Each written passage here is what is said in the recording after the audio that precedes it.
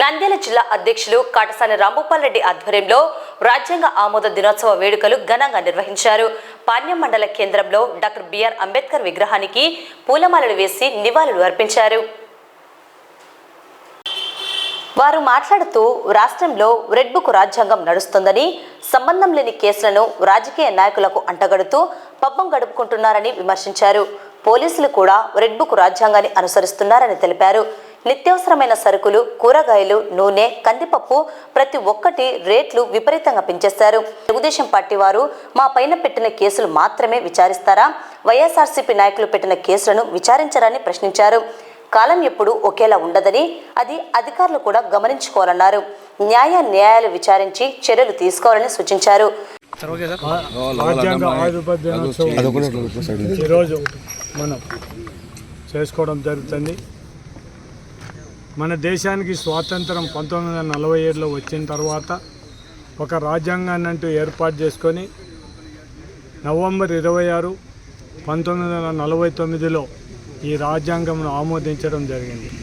Implementation రావడానికి 1950లో November 26, అప్పటి నుంచి ఈ రాజ్యాంగం ప్రజలకు ఉపయోగపడే విధంగా ఒక రాజ్యాంగాన్ని ఏర్పాటు చేసుకొని మనం ఈ భారతదేశంలో పరిపాలన చేయడం జరిగింది.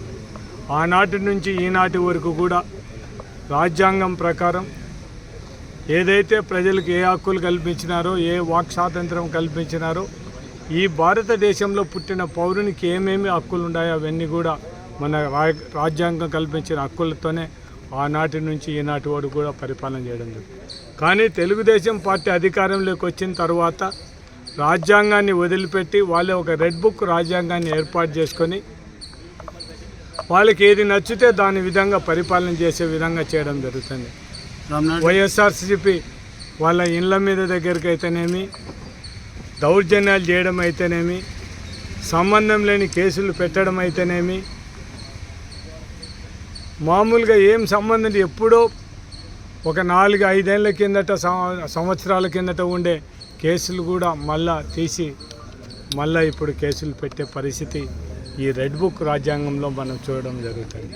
ప్రతి ఒక్క విషయంలో ఇంకా పోలీసులు ఏ విధంగా తయారైపోయినారంటే తెలుగుదేశం వాళ్ళు ఏం చెప్తే దానికి ఊకొట్టే పరిస్థితి. వాళ్ళు ఏం చెప్తే వాళ్ళ దగ్గర నుంచి ఆర్డర్ రావడం ఆలస్యం లేదు, ఇంప్లిమెంట్ చేయడం ఆలస్యం లేని పరిస్థితిలో పాపం చాలా వాళ్ళ ఉద్యోగాలు ఆ విధంగా పోలీసులు ఉద్యోగం చేసే విధంగా వాళ్ళు ఉద్యోగాలు చేయడం జరుగుతుంది.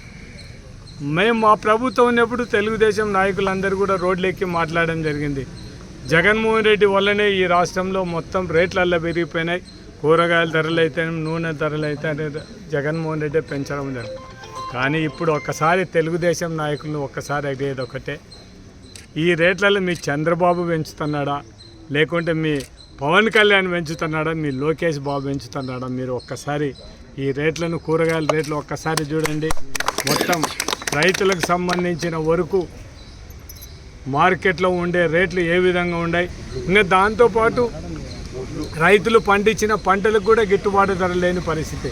అదే మా గవర్నమెంట్ ఉన్నప్పుడు జగనన్న మొత్తం రైతులకు గిట్టుబాటు ధర లేకపోతే ఖచ్చితంగా ప్రభుత్వం నుంచే కొన్ని వడ్లు ఇవన్నీ కానీ ఏదైనా కూడా రైతులు పండించిన పంటకు గిట్టుబాటు ధర రాకపోతే మనం ఏదైతే ఎంఆర్పి మనం సెంట్రల్ గవర్నమెంట్ ఇచ్చే రేటు గిన లోపల గిన మార్కెట్లో ఉంటే మనం ప్రభుత్వం తరఫున కొని రైతులకు అందరికీ న్యాయం చేసిన పరిస్థితి. ఇప్పుడు ఎవరి వల్ల పెరిగిపోతానో ఒక్కసారి ఆలోచించమని చెప్పడం జరుగుతుంది.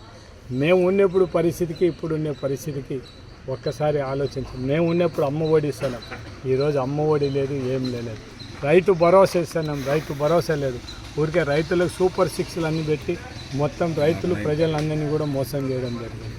అవన్నీ కూడా ఏది కూడా ఒక పింఛను తప్ప ఏమి ఇయ్యను. ఆ పింఛన్లు కూడా సగం చాలా వరకు కూడా కొంతమంది అర్హత లేదని కూడా కొంతమందికి తీసేసిన పరిస్థితి. మీడియా మిత్రులందరినీ కూడా కోరేది ఒకటే, ఒకవేళ మాకు మీరు సపోర్ట్ లేకపోయినా కూడా ముఖ్యంగా అదే కొంతమంది మీడియా మిత్రులను ఒకటే అడుగుతున్నాం, నిజాలు రాయండి. ప్రజలకు సంబంధించిన వరకు ఏదైనా ఒకవేళ మేము తప్పు చేసినా కూడా తప్పు ఎత్తి చూపించడానికి కూడా మీడియా ఉండేది ప్రజలకు నిజాలు తెలచడానికే తప్ప కేవలం ఒకరి కోసం కొమ్ము కాసి వాళ్ళు ఏం చెప్తే వాళ్ళు ఎస్ అంటే ఎస్, నో అంటే నో అనే పరిస్థితి మాత్రం ఆ మీడియా వాళ్ళకు ఉండొద్దని మాత్రం నేను విజ్ఞప్తి చేస్తున్నాను. మొత్తం ఇవన్నీ కూడా ఒక్కసారి చూసుకుంటే ఈ రాజ్యాంగం. నిన్న పాండ్యం నియోజకవర్గంలో ఒక ఇన్సిడెంట్ చూడడం జరిగింది. తెలుగుదేశం నాయకులు ఒకరొకరు ఫోన్లలో మాట్లాడుకొని వాళ్ళే వైరల్ చేసుకోవడం జరిగింది. ఎవరో మన వాళ్ళకి వస్తే మన వాళ్ళు కూడా దాన్ని ఫార్వర్డ్ చేసినారని చెప్పి వాళ్ళకి 41 నోటీస్ ఇచ్చిన పరిస్థితి.